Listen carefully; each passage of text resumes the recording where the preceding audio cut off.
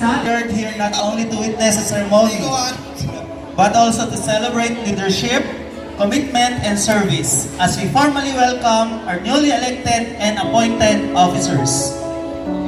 So, at hindi lang ito tungkol sa pagiging isang officer or having a position. It is about accepting a responsibility and making commitment to serve with integrity, dedication, and genuine concern for others. Tama, Sir Adam, because leadership is not simply about being in front. It is also about being willing to listen, to serve, to work with others, and most importantly, to lead by example.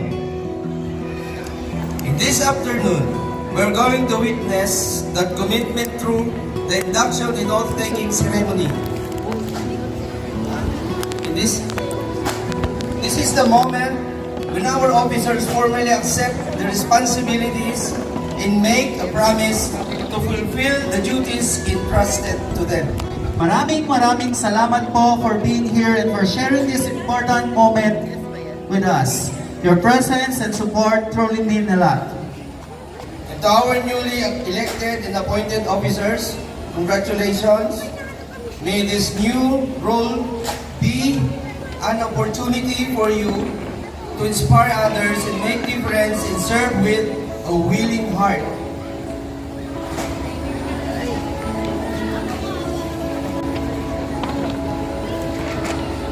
An afternoon filled with celebration, commitment, and meaningful moments. Are you ready? Mahina, walang energy. Kumain na ba kayo? Okay, sige nga. Are we ready? Okay, parang mga bata lang ang sumasagot. Paano naman po yung mga magulang? Mga magulang, ready na ba tayo? Ready na ba tayo? So I hope everyone is ready. We are about to begin. So once again, good afternoon everyone, and welcome to our induction and oath-taking ceremony.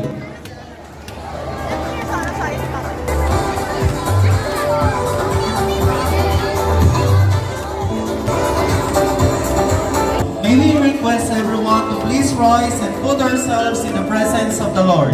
After which, remain standing as we continue to show our love and pride for our country through a meaningful nationalistic song. Presentation. Let us welcome the Stella Nevada Choir under the guidance and direction of Mr. Fidel K. San Jose.